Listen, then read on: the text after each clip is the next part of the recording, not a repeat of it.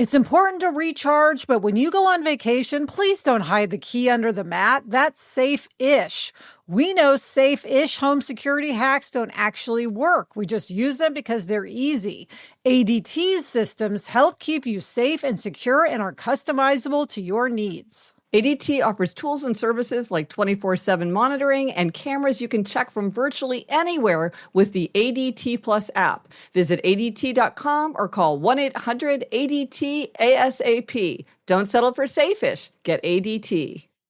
Huge savings on Dell AI PCs with Intel Core Ultra processors are here, and they are newly designed to help you do more faster. They can generate code, edit images, multitask without lag, draft emails, summarize documents, create live translations, and even extend your battery life. That's the power of Dell AI with Intel inside. Upgrade today by visiting Dell.com/deals.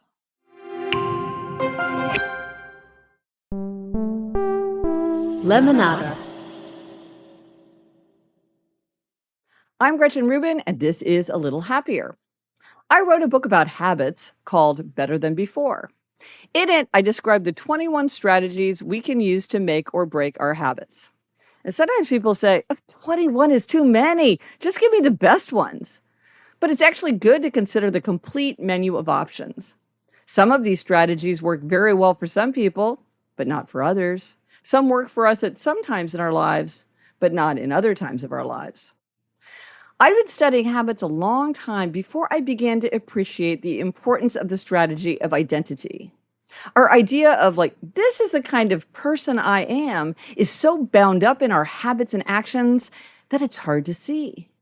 But eventually I realized that our sense of identity often makes it easier or harder to change a habit because identity exerts such a powerful force over our behavior. I remember a conversation I had with a friend who had a young child. My husband and I desperately need to go to bed earlier, she told me. We stay up too late and we have to get up early because of the baby. We're exhausted. We keep saying we're going to go to bed earlier and we never do. What's your routine? I asked. We put our son to bed, we eat dinner, we each do some work, and around 11 p.m. we go into the kitchen and have some nuts or cheese or something and talk. Well, that sounds nice, I said. Yes, she said. Then she added what sounded to me like the key to the issue. She said, we know we should be responsible parents and go to sleep, but we're holding on to this last piece of our adult lives before the baby. It just feels so domesticated to go to bed before midnight, even though we really need the sleep. To go to sleep earlier, she and her husband would have to change their identities. They'd have to become domesticated. The fact is, changing a habit sometimes means altering or even losing an aspect of ourselves.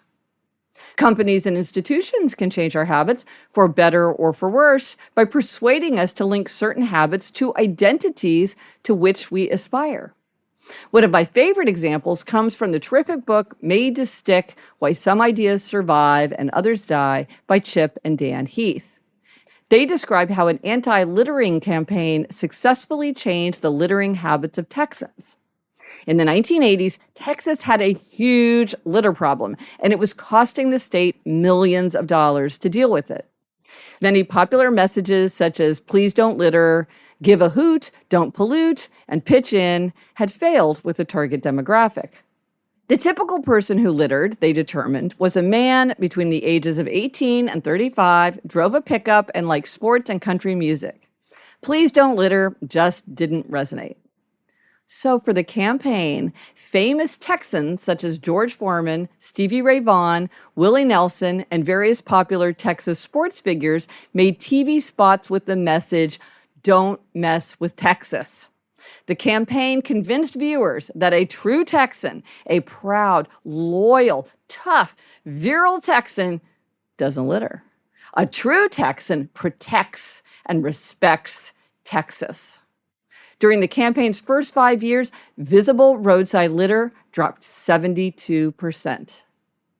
Our identity shapes our habits. So if you're trying to change your habits and you're having trouble, consider your identity. Your identity may need to change first. I'm Gretchen Rubin, and I hope this makes your week a little happier. From the Onward Project. Hi, Gretchen, Craig Robinson, and my little sister Michelle here. We host a new podcast called IMO with Michelle Obama and Craig Robinson. We know you're the queen of giving advice, so we wanted to get a few tips from you. You know, Gretchen, a lot of our listeners are going through some major life changes. What advice do you have for folks who are trying to stay grounded in the midst of major life transitions? Craig and Michelle, I am so happy to be talking to you. Here are a few questions that might help us gain perspective. So consider questions like this. What activities take up my time but are not particularly useful or stimulating for me? Do I spend a lot of time on something that's important to someone else but is not very important to me? If I could magically change one habit in my life, what would I choose? And here's a question. Would I like to have more time in solitude, restorative solitude, or would I like to have more time with friends? You know, just thinking about questions like this can help us start to figure out how we might make our lives happier. With greater self-knowledge, we're better able to make hard decisions that reflect ourselves, our own nature, our own interests, our own values. In my own case, I have found that the more my life reflects my nature, the happier I get, and the more grounded I feel when I'm going through a period of major change or transition. For more great advice, search for IMO with Michelle Obama and Craig Robinson wherever you get podcasts.